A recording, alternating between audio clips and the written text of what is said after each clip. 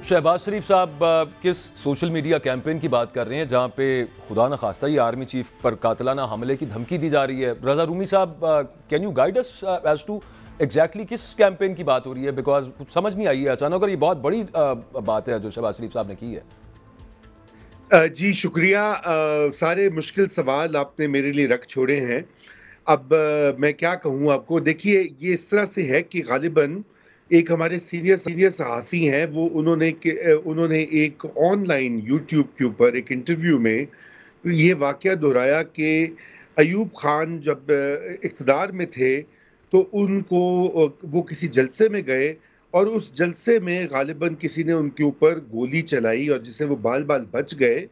लेकिन वो वाक़या उन्होंने दोहराया और साथ में उन सीनियर सहाफ़ी साहब ने ये कहा कि इस वाक़ये से सबक सीखना चाहिए। इशारा उनका आपको पता है कहाँ था? अच्छा, और ये इशारा आप ये मैंने ट्वीट पढ़ी है, ये शाहीन सहबाई साहब की बात कर रहे हैं आप? जी, शाहीन सहबाई साहब अच्छा, की, बिल्कुल। ओके। और उससे फिर वो पूरी, आपको पता है वो ऐसी बातें तो फैलती हैं और वो फैली और खूब फैलाई गईं और फिर उसके बाद मैं नहीं समझता कोई मुनज़्ज़म कैंपेन एज़ सच है। मेरे ख़्याल से ये इसके ऊपर ज़रा सी थोड़ी हमें एहतियात से काम लेना चाहिए। लेकिन ये कि ये बात जब होती है तो फिर ज़ाहिर बात है लोग उसके कई मायने निकालते हैं, वो शेयर होती है, पूरे सोशल मीडिया पे चलती है। तो अब बात ये कि मामला यहाँ तक आ गया है। पहले तो देखिए ना, 2022 में पूरी कोशिश की साहब ने और उनकी पार्टी ने कि जनरल आसिम मुनीर जो है वो चीफ ना बन सके।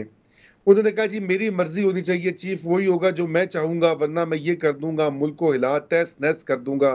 बहरहाल वो लग गए, वो उन्होंने और पावर में आ गए और उसके बाद जो है वो मुस्तकिल भी कहते रहे कि जी वो बात करें मुझसे और मैं उनसे बात करूं।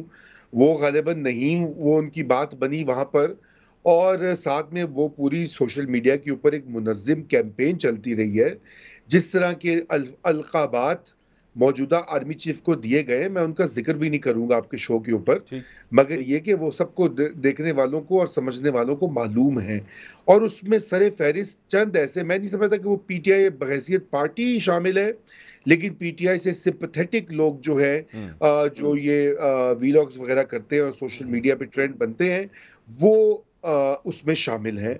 और अब ये मामला यहाँ तक आ गया। था तो ये तारीखी एक वाक़या, लेकिन उसको फिर बढ़ा-चढ़ा के उसको इतना किया गया कि चूँकि अब ने काफ़ी तरले किए हैं आर्मी चीफ से बात करने के लिए, वो बात नहीं हो पाई। इसलिए अब ये एक जो है एक जिसे कहते हैं एक्सट्रीम किस्म की बात सामने आई गई। लेकिन देखिए सवाल 2 पैदा होते हैं।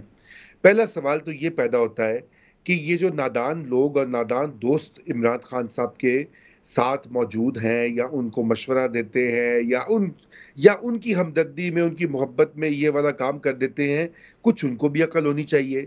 क्या वाक़ई ऐसी चीज़ कोई भी पाकिस्तानी चाहता है? क्या पाकिस्तान मुतहम्मिल हो सकता है? एक न्यूक्लियर रियासत है पाकिस्तान, उसकी आर्मी के साथ दुनिया डील करती है। आप सबको इस इल्म का पता है। हम उसके हमें उस पर रूमी नुक्ताचीनी साहब, भी लेकिन नहीं उसके अंदर at the very same time मैं I am sorry to interject here, मैं सिर्फ एक पूछना चाह रहा हूं आपसे ये कि at the very same time हम ये देखते हैं कि चेयरमैन तहरीक इंसाफ, वैसे आप बार बार नाम ले रहे हैं, बीप लग जाती होगी, चेयरमैन तहरीक इंसाफ, वो चेयरमैन जी, तहरीक जी। इंसाफ दूसरी जगह पे खुद अपने मुंह से बात करते हैं कि मेरी फौज है और मेरा मुल्क है और हम कमजोर करने का बिल्कुल सोच भी नहीं सकते। एक बिल्कुल डिफरेंट स्टेटमेंट दूसरी साइड पे होती है। जो और बात है, ये जो अभी आप बात कर रहे हैं, एक सीनियर सहाफी की हम बात कर रहे हैं या XYZ कोई अकाउंट्स जो कि ऑफिशियली पीटीआई के तो नहीं है, लेकिन वो जो चला रहे हैं कैंपेन, वो तो डिक्रिप्शन है उसकी कि जनाब ये चूंकि ये कह रहे हैं तो शायद इसका मतलब ये है। जी देखिए, डिक्रिप्शन भी है, लेकिन फिर बात जब चलती है तो ये बात कहाँ से आती है? ये बात फिर इसको अडॉप्ट कर लिया जाता है ना। देखिए एक पार्टी का इंफ्रास्ट्रक्चर है सोशल मीडिया का। वो काफ़ी पाकिस्तान में तो ये जो उन्होंने पकड़-धकड़ की है, वो उसमें तो उसका असर कम हुआ है, लेकिन बहुत से बाहर बैठे हुए हैं।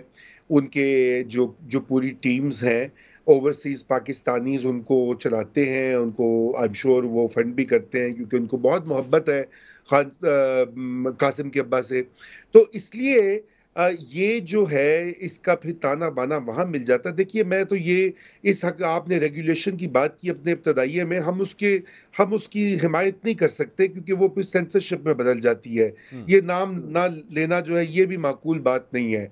मगर बात ये है कि ये तो खुद خان یہ تو خود قاسم کے ابا کو اور ان کے جو قریبی لوگ ہیں وہ سمجھائیں نا، ان کو وہ سمجھائیں کہ معاملات کو اس حد تک نہیں لے کے جاتے. یہ دشمنیاں ذاتی دشمنیوں میں نہیں بدلنی چاہیے. اگر اختلاف ہے تو وہ اختلاف ہی ہوتا ہے. دوسری بات آپ نے کہی کہ وہ یہ کہتے ہیں کہ فوج میری ہے. بالکل یہ سبھی سیاستدان کہتے ہیں، اور یقیناً اس میں شک مجھے کوئی نہیں ہے ان کی حب الوطنی میں. میں تو کبھی نہیں یہ کہوں گا کسی کو بھی کہ کوئی غدار ہے یا اینٹی اسٹیٹ ہے. مگر بات یہ ہے کہ یہ ایک رویہ ہوتا ہے. یہ رویہ ایسے ہوتا ہے کہ آپ جب سمجھتے ہیں کہ ریاست میں ریاست کو سرنگوں کر دوں، میں ڈومینیٹ کر دوں. آرمی چیف جو ہے وہ میری مرضی کا ہو اور میرے اشاروں پہ چلے. چیف جسٹس میری مرضی کا ہو، میرے اشاروں پہ چلے. پارلیمنٹ وہ ہو جو مجھے قبول ہو، نہیں تو میں اس پارلیمنٹ میں نہیں بیٹھوں گا. صحیح. وہ تو یہ اچھا میں کوئی نے رویہ ٹھیک ہے، میں رضا آپ سے دو چیزیں پوچھنا چاہ رہا ہوں. ایک تو آپ بالکل صحیح کہہ رہے ہیں، آپ نے بڑی اچھی ایڈوائز کی ہے چیئرمین کو کہ آپ بھی ری تھنک کریں. تو کوئی ایک ایڈوائز پرائم منسٹر کو نہیں بنتی کہ قاتلانہ حملہ کہنا اور پاکستان آرمی چیف کو ایسے ڈائریکٹ، جس طرح آپ کے پاس کوئی فرسٹ ہینڈ پروف ہے، آپ بائی نیم، میں جو ٹویٹ کا آغاز کیا تو وہ نام سے شروع ہو رہی تھی چیئرمین کے، مطلب یہ بھی ایک، آپ ٹھیک ہے شہباز شریف ہے، آپ نون کے سربراہ، مگر آپ میرے پرائم منسٹر ہیں، یو ریپرزینٹ ایوری سٹیزن. یہ ایک کنسرن ہے میرا. اس کے ساتھ ایک چھوٹا سا میں ایک اور بھی ایک مسئلہ میرا بنا ہوا ہے، کیونکہ آپ کافی دیر سے امریکہ میں ہو، کیا باقی دنیا میں بھی اس طرح ساری جو پولیٹیکل ایکٹیویٹی ہے سوشل میڈیا پہ آ گئی ہے؟ ہمارے یہاں کیوں، کون سا فیلئر ہے کہ ہم میس میڈیا کی بجائے سوشل میڈیا پہ چلے گئے ہیں؟ ذرا پلیز رہنمائی کریں. بڑے اچھے، بڑے اہم سوالات اور بڑی آپ نے نکتے اٹھائے ہیں. دیکھیے، پہلی تو یہ بات ہے کہ سوشل میڈیا اب ایک عالمی ریئلٹی ہے، اس کی عالمگیر حیثیت بن چکی ہے، کیونکہ دنیا کے ہر ملک میں وہ اثر انداز ہو رہا ہے، اور سیاست میں تو بہت زیادہ اثر انداز ہو رہا ہے. دیکھیے امریکہ کا آپ نے ذکر کیا، وہاں پہ ٹرمپ کی جو پوری کیمپین ہے، اور ادھر کا سوشل میڈیا بھی بہت زیادہ پولرائزڈ ہے، اور وہاں بھی ایسی باتیں چلتی رہتی ہیں. یہ دھمکیاں، یہ قتل و غارت کی باتیں، یہ بھی بالکل ہوتی ہیں. ہندوستان میں دیکھ لیجئے، پڑوس میں، وہاں تو آبادی بھی بہت زیادہ ہے، اور جو وہاں کی اقتدار میں پارٹی ہے بی جے پی، ان سے بڑی سوشل میڈیا کی مشین میرے خیال سے دنیا میں کسی کی نہیں ہوگی، جس میں کہ ہزاروں لاکھوں لوگ شامل ہیں اور باقاعدہ وہ آرگنائز مہم کرتے ہیں. تو یہ تو اب ایک ریئلٹی بن چکی ہے. میس میڈیا کا جہاں تک تعلق ہے، دیکھیے میس میڈیا کے دو مسئلے ہیں.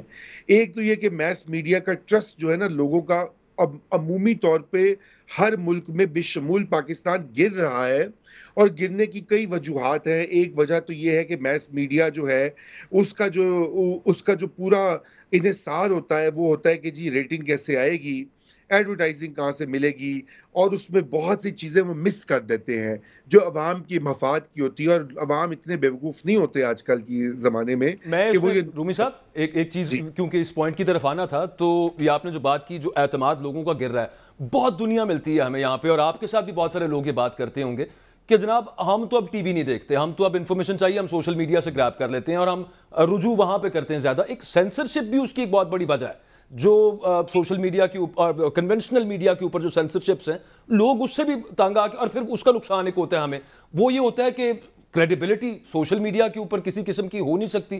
چیک اینڈ بیلنس، وہی جو ہم بات کر رہے تھے پہلے کہ اس کو کس طرح سے ریگولیٹ کیا جائے.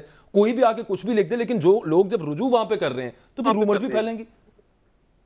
جی دیکھیے، بالکل آپ نے ذکر کیا سینسرشپ کا، اور بہت سے موضوعات ہیں جن کے اوپر پہلے بات نہیں ہوتی رہی.